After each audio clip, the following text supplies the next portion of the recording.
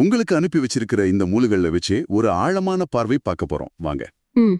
இன்னைக்கு நம்ம கையில இருக்கிறது எமிலி கூவே எழுதின self mastery through conscious auto suggestion புத்தகத்தோட சில முக்கியமான பகுதிகள். ஆமா. நம்ம வாழ்க்கையில பல விஷயங்களை அடைய மன உறுதியோட போராடிட்டு இருக்கோம். ஆனா அந்த மன உறுதியே உங்களுக்கு எதிரா வேலை செஞ்சா என்ன ஆகும்? கேட்கவே ஒரு மாதிரியா இருக்கு. நீங்க ஜெயிக்கணும்னு எவ்வளவு முயற்சி பண்றீங்களோ அந்த முயற்சியே உங்க தோல்விக்கு காரணமா அமைஞ்சா எப்படி இருக்கும்? இந்த ஒரு விசித்திரமான கேள்விக்குள்ளதான் நாம இன்னைக்கு முழுசா இறங்க போறோம். ரொம்ப சரியா ஆரம்பிச்சீங்க. இந்த விஷயம் கேட்கறதுக்கு ரொம்ப புதுசா இருக்கலாம். ஆனா 100 வருஷத்துக்கு முன்னாடியே கூவே இத பத்தி ஆழமா சொல்லியிருக்கார். அப்படியா? அவரோட மைய கருத்து என்னன்னா, நமக்குள்ளேயே 2 பேர் இருக்காங்க. 2 பேரா? ஆமா. ஒன்னு நாம நான்னு நினைக்கிற நனவு மனம், அதாவது நம்மளோட கான்ஷியஸ் செல்ஃப். இன்னொன்னு நமக்கு தெரியாம நம்மள முழுசா இயக்குற நனவொளி மனம், அன்கான்ஷியஸ் செல்ஃப். ஓகே. இந்த 2க்கும் நடக்கிற போராட்டத்தை புரிஞ்சுக்கிட்டா நம்ம வாழ்க்கையோட போக்கையே மாத்த முடியும். அதுதான் இந்த முறையோட முதப்படி. ஓகே. 2 மனங்கள். இது கேட்கவே ஒரு சினிமா கதை மாதிரி இருக்கு. அப்போ இந்த நனவு மனம், நனவொளி மனம்னா என்ன? இது 2க்கும் என்ன வித்தியாசம்? கூவே இதை எப்படி விளக்குறார்? ரொம்ப எளிமையா சொல்றார். நனவு மனங்கிறது தான் நாம் பேசிட்டு இருக்கிற இந்த மனம். சரி. இது யோசிக்கும், கேள்வி கேட்கும், ஒரு விஷயத்தை அலசி ஆராய்ஞ்சு முடிவெடுக்கும். ஆனா இது கிட்ட சக்தி ரொம்ப கம்மி. அப்படியா? ஆனா அந்த நனவழி மனம் இருக்கே, அதுதான் உண்மையான பவர் ஹவுஸ். நம்ம இதய துடிப்பு, சுவாசம், சாப்பாடு செரிக்கிறதுன்னு உடம்போட கோடிக்கணக்கான வேலைகளை அதுதான் பாத்துக்குது. ஓஹோ. அது நம்ம நேரடி கட்டுப்பாட்டுல இல்ல. அதுக்கு கேள்வி கேட்க தெரியாது. நீங்க என்ன சொல்றீங்களோ அதை அப்படியே நம்பிடும். நம்பிடுமா? ஆமா. அது ஒரு பயோ கம்ப்யூட்டர் மாதிரி. நீங்க என்ன ப்ரோக்ராம் பண்றீங்களோ அதை அப்படியே ரன் பண்ணும். அடேங்கப்பா. நம்ம மனசுக்குள்ள நமக்கே தெரியாம இன்னொரு ஆள் வேலை செஞ்சுட்டு இருக்கிற மாதிரி ஒரு உணர்வு வருது. கரெக்ட். இந்த நனவிலி மனம் நம்ம கட்டுப்பாட்டுல இல்லாம இயங்குதுன்னு சொல்றீங்களே, அதுக்கு கூவே ஏதாவது வலுவான உதாரணங்கள் கொடுக்கறாரா? ஏன்னா இதை நம்புறது கொஞ்சம் கஷ்டமா இருக்கே. நிச்சயமா. ரொம்ப தெளிவான உதாரணங்கள் தர்றார். ஒன்னு, தூக்கத்துல நடக்கிறவங்க, அதாவது சாம்னாம்புலிஸ்ட். சாம்னாம்புலிஸ்ட் அவங்க ராத்திரி எந்திரிச்சு சில சமயம் ட்ரெஸ் மாத்திக்கிட்டு ரூமை விட்டு வெளியே போய் ஏதோ ஒரு வேலையை செஞ்சுட்டு திரும்ப வந்து படுத்துருவாங்க. காலையில எந்திரிச்சு பார்த்தா நாள் ராத்திரி முடிக்காம விட்ட வேலை முடிஞ்சிருக்கும். அவங்களுக்கே ஆச்சரியமா இருக்கும். இதை யார் செஞ்சான்னு யோசிப்பாங்க. அவங்களுக்கு எதுவுமே ஞாபகம் இருக்காது. எதுவுமே ஞாபகம் இருக்காது. இப்போ சொல்லுங்க, அவங்கள ஏக்குனது யாரு? அதுதான் அந்த நனவெளி மனம். வாவ், இது உண்மையிலே ஆச்சரியமா தான் இருக்கு. இதுக்கு நேர் மாறா ரொம்ப பயங்கரமான உதாரணமும் கொடுக்கறாருன்னு நினைக்கிறேன், அந்த டிலீரியம் ட்ரிமென்ஸ் பத்தி. ஆமா, குடிப்பழக்கத்தோட உச்சகட்டத்துல வர்ற ஒரு மனநோய் அது. அந்த நிலையில ஒருத்தர் சுயநினைவே இல்லாம கையில கிடைக்கிற கத்தியோ சுத்தியலோ எடுத்து பக்கத்துல இருக்கிறவங்கள பயங்கரமா தாக்குறாரு. ஐயோ. கொஞ்ச நேரத்துல அந்த வெறி அடங்கி சுயநினைவு வந்ததும் சுத்தி ரத்தத்தை பார்த்துட்டு தான் என்ன செஞ்சோன்னு தெரிஞ்சு அலறார். இத நான் செய்யல, எனக்கு எதுவும் தெரியாதுன்னு கதறார். இங்கேயும் அவரை இயக்குனது அதே நனவெளி மனம்தான். ஆனா இந்த முறை அதுக்குள்ள பதிய வைக்கப்பட்ட தவறான வன்முறையான எண்ணங்கள் அதை இயக்கியிருக்கு. இதுல இருந்து என்ன தெரியுதுன்னா, நனவெளி மனம் நல்லது கெட்டதுன்னு பார்க்காது. அதுக்கு என்ன கட்டளை கொடுக்கப்பட்டிருக்கோ அதை அப்படியே செயல்படுத்தும். ஓகே, இது இப்போ நல்லா புரியுது. நனவெளி மனம் இவ்வளவு சக்தி வாய்ந்தது, அது நம்ம கட்டுப்பாட்டுல இல்லைன்னு சொல்றீங்க. அப்போ ஒரு விஷயத்த நம்ம மன உறுதியோட நம்ம நனவு மனசு வச்சு செய்ய நினைக்கும் போது என்ன ஆகும்? உதாரணமா, நான் நாளையிலேருந்து சிகரெட் பிடிக்கவே மாட்டேன்னு உறுதியா முடிவெடுத்தா இந்த நனவெளி மனம் அதுக்கு ஒத்துழைக்குமா இல்ல சண்டை போடுமா? யார் ஜெயிப்பா? மிகச்சரியான கேள்வி. இங்கதான் கூவேயோட முக்கியமான கண்டுபிடிப்புக்கே வர்றோம். சொல்லுங்க. மன உறுதிக்கும் வில், கற்பனைக்கும் இமேஜினேஷன் நடுவுல ஒரு சண்டை நடந்தா 100க்கு 100% கற்பனை தான் ஜெயிக்கும். 100%? ஆமா. இதுக்கு ஒரு வினாடி கூட விதிவிலக்கு கிடையாதுன்னு கூவே அடிச்சு சொல்றாரு. இத அவர் தலைகீழ் விளைவு விதி, லா ஆஃப் ரிவர்ஸ்ட் எஃபர்ட் அப்படின்னு சொல்றாரு. தலைகீழ் விளைவு விதியா? அதாவது நம்ம முயற்சிக்கு எதிர்மறையான பலன் கிடைக்கும்னு சொல்றீங்களா? கரெக்ட். இதுதான் நம்ம பல பேர் வாழ்க்கையில் அனுபவிக்கிற பிரச்சனையா இருக்கும் போல. நிச்சயமா. உதாரணத்துக்கு தூக்கம் வராம கஷ்டப்படுற ஒருத்தர் எடுத்துக்கலாம். அவர் நான் தூங்கியே ஆகணும், நான் தூங்கணும்னு எவ்வளவு மன உறுதியோட முயற்சி பண்றாரோ அந்த அளவுக்கு அவரோட மூளை இன்னும் விழுப்பாயிடும். ஆமா ஆமா. ஏன்னா அவரோட மன உறுதி தூங்கணும்னு சொல்லும்போது அவரோட கற்பனை ஆனா உன்னால தூங்க முடியாது, உனக்கு தூக்கம் வராதுன்னு உள்ளுக்குள்ள சொல்லிக்கிட்டே இருக்கு. இந்த சண்டையில கடைசியில கற்பனை தான் ஜெயிக்குது. அவர் இன்னும் அதிகமா விழிச்சிருக்காரு. இது எனக்கு 100 தடவை நடந்திருக்கு. ஒரு நடிகரோட பேர் ஞாபகம் வராம மண்டே பிச்சுப்பேன். எவ்வளவு முயற்சி பண்ணாலும் வரவே வராது. வராதே. ஆனா எப்போ சரிவிடு அப்புறம் பார்க்கலான்னு அந்த முயற்சியை கைவிடுறனோ, அடுத்த 2 நிமிஷத்துல காஃபி குடிக்கும்போது டக்குன்னு ஞாபகம் வரும். அதேதான். அப்போ நான் என் கற்பனை கிட்ட தோத்துட்டு இருந்திருக்கேன். மிக அருமையான உதாரணம். அதுதான் விஷயம். என்னால முடியாதுங்கிற கற்பனைய நம்ம நனவழி மனம் ஒரு தடவை ஏத்துக்குச்சுன்னா, அத மாத்த நீங்க எவ்ளோ மன உறுதிய பயன்படுத்தினாலும் அது அந்த முடியாதுங்கிற எண்ணத்தை இன்னும் வலுவாக்கும்.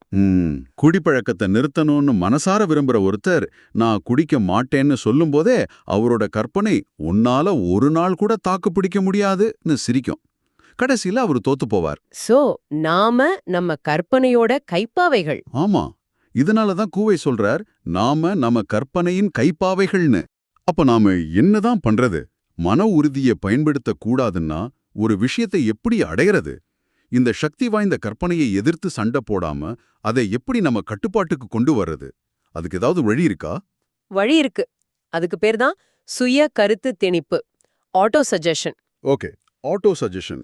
அதாவது கற்பனையை எதிர்த்து சண்டை போடுறதுக்கு பதிலா அதுக்கு ஒரு புதிய நல்ல கருத்தை நாமளே கொடுக்கறது. ஒரு கருத்தை நமக்கு நாமே திரும்ப திரும்ப சொல்றது மூலியமா அதை நம்ம நனவிலி மனசுல பதிய வைக்கிறது. சரி. இங்க மிக முக்கியமான விதி என்னன்னா, இத செய்யும்போது மன உறுதியையோ முயற்சியோ கொஞ்சம் கூட பயன்படுத்தவே கூடாது. முயற்சி செய்யாம ஒரு விஷயத்த செய்யணுமா? இது கேட்கவே முரணா இருக்கு. ஆனா இதுதான் விஷயத்தோட மைய புள்ளி போல. ஆமா, இதுதான். அப்போ அந்த புகழ்பெற்ற வாக்கியத்தையும் அதை எப்படி முயற்சி இல்லாம பயன்படுத்தணுங்கிற முறையும் கொஞ்சம் விளக்கமா சொல்லுங்க. கூவே சொல்ற முக்கிய பயிற்சி இதுதான்.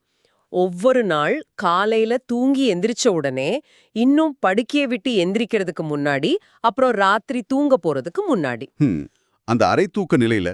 ஆமா, கண்கள் லேசா மூடிய நிலையில, ஒரு விதமான அரை தூக்கமான நிலையில இந்த வாக்கியத்தை 20 முறை சொல்லணும். நாள் செல்லச் செல்ல எல்லா விதத்திலும் நான் இன்னும் சிறப்பாக ஆகி வருகிறேன். Day by day, in every way, I am getting better and better. Correct. இத உதடு அசைய மெதுவா ஒரு இயந்திரத்தனமா சொல்லணும். இத நம்பணுமா, இது நடக்குமான்னு யோசிக்க கூடாது. ஒரு மந்திரத்தை உச்சரிக்கிற மாதிரி எந்த உணர்ச்சியும் இல்லாம சொல்லணும். அதுக்காகத்தான் அந்த கயிறுல 20 முடிச்சு போட சொல்றாரு இல்லையா? ஆமா, எண்ணிக்கைய சரியா வச்சுக்க. ஆனா இது கேட்கறதுக்கு ரொம்ப எளிமையா இல்லையா? நான் நல்லா இருக்கேன்னு 20 தடவை சொன்னா எல்லா பிரச்சனையும் தீர்ந்துடுமா? நிறைய பேர் இதை முயற்சி பண்ணி பலன் கிடைக்காம விட்டுருப்பாங்களே. விட்டுருப்பாங்க. இதுல ஏதாவது சூட்சமா இருக்கா, இல்ல இது வெறும் பிளாசிபோ விளைவா?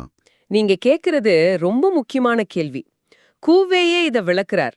விஷயம் அந்த வாக்கியத்துல இல்ல, அத சொல்லும் விதத்திலும் நேரத்திலும் இருக்கு. ஓ. காலையில அரை தூக்கத்திலயும் ராத்திரி தூக்கம் வர்ற நேரத்திலயும் நம்மளோட நனவு மனம் ஓய்வுல இருக்கும். அதோட தர்க்கம், கேள்வி கேட்கிற குணம் எல்லாம் குறைஞ்சிருக்கும். சரி. அந்த நேரத்துல சொல்ற கருத்து எந்த தடையும் இல்லாம நேரா நனவிலி மனசுக்குள்ள போகும். அதனாலதான் அவர் முயற்சி செய்யாதீங்கன்னு திரும்ப திரும்ப சொல்றார். Okay okay. நீங்க முயற்சி செஞ்சாலே உங்க நனவு மனம் முழிச்சுக்கிட்டு இது உண்மையா நடக்குமான்னு கேள்வி கேட்க ஆரம்பிச்சிடும். அப்புறம் பழையபடி மன உறுதிக்கும் கற்பனைக்கும் சண்டை தான் நடக்கும். ஓ, அப்போ அந்த எல்லா விதத்திலும்ங்கிற வார்த்தையை ரொம்ப முக்கியம்னு சொல்றாரு. அது ஏன் ஒரு குறிப்பிட்ட பிரச்சனைக்கு, உதாரணமா தலைவலிக்கு என் தலைவலி போய்கிட்டு இருக்குன்னு சொல்லக்கூடாதா? சொல்லலாம். ஆனா எல்லா விதத்திலும் சொல்றது ஒரு மாஸ்டர் கீ மாதிரி. அது ஒரு பொதுவான கட்டளை. ஒரு மாஸ்டர் கீ? ஆமா. நீங்க குறிப்பிட்ட பிரச்சனைய சொல்லும்போது உங்க கவனம் அது மேலேயே இருக்கும். ஆனா எல்லா விதத்திலும் சொல்லும்போது உங்க நனவெளி மனசுக்கு முழு சுதந்திரம் கொடுக்கறீங்க.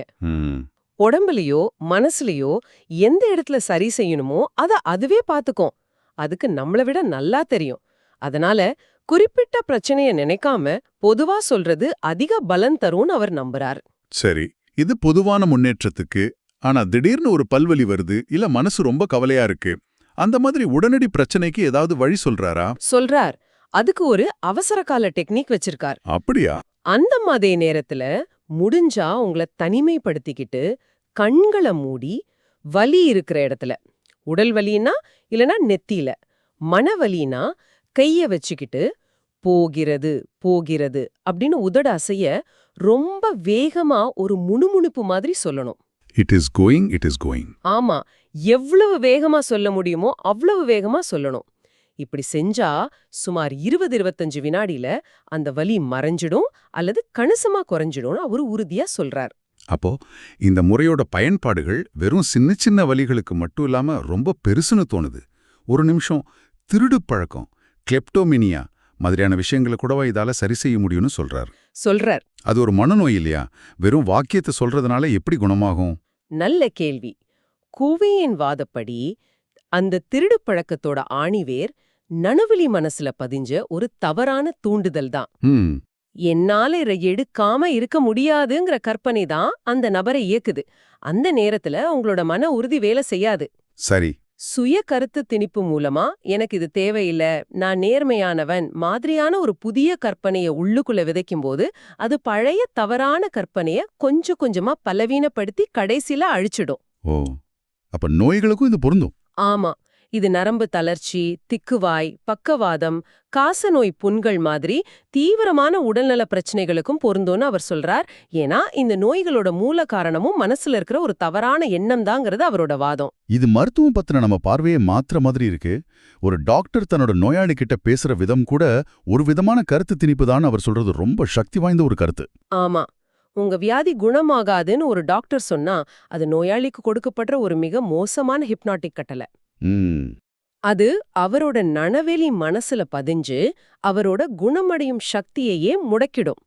ஆனா இந்த சிகிச்சையில நீங்க கண்டிப்பா குணமாயிடுவீங்கன்னு நம்பிக்கையோட சொன்னா அதுவே ஒரு சக்தி வாய்ந்த மருந்தா வேலை செய்யும். இதுவும் ஒரு கருத்து திணிப்பு தான்.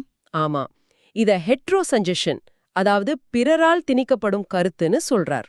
ஒரு குழந்தை தூங்கும்போது அதுகிட்ட நல்ல விஷயங்களை சொன்னா அது அவங்க குணத்தை உருவாக்குன்னு சொல்றாரு. அது கொஞ்சம் ஆச்சரியமா இருக்கு. அது எப்படி வேலை செய்யும்? அதுவும் இதே தத்துவம்தான்.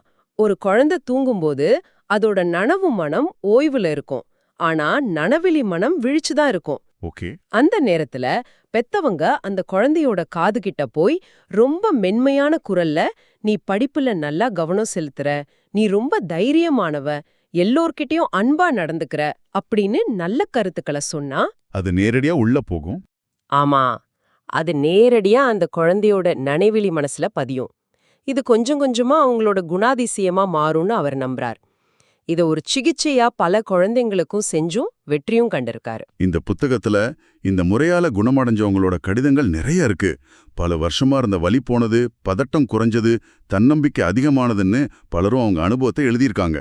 ஆமா, நிறைய இருக்கு. இதெல்லாம் பார்க்கும்போது கூவே சொல்றது வெறும் தியரி மட்டும் இல்ல, அது ஒரு நடைமுறை சாத்தியமான விஷயம் தோணுது. நிச்சயமா. ஆக எமிலி கூவேயோட இந்த மூலங்கள்ல இருந்து நாம புரிஞ்சுக்க வேண்டியது என்னன்னா, நமக்குள்ளேயே ஒரு அளவிட முடியாத சக்தி இருக்கு. அந்த சக்தி தான் நம்ம கற்பனை, நம்ம நனவிலி மனம். அதை நாம புரிஞ்சுக்காம தவறா பயன்படுத்தும் போது அதுவே நமக்கு நோய்களையும் தோல்விகளையும் துக்கத்தையும் உருவாக்குது. அதே சக்திய நாம தெரிஞ்சு புத்திசாலித்தனமா வழி நடத்தினா நம்மள நாமளே கட்டுப்படுத்த முடியும்.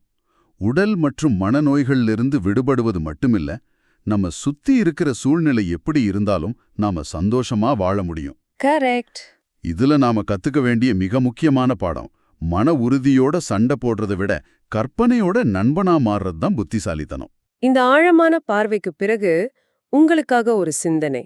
கூவே எந்த முயற்சியும் இல்லாம வித்அவுட் எஃபர்ட் சுய கருத்து திணிப்பே செய்ய சொல்றார். ஆமா, மன உறுதியையும் கடின உழைப்பையும் இந்த ஹசில் கல்ச்சரையும் பெருசா போற்றுகிற நம்ம இன்றைய உலகத்துல எந்த முயற்சியும் செய்யாம ஒன்று அடையறதுங்கிறது உண்மையிலே எதை குறிக்குது? இது ஒரு நல்ல கேள்வி.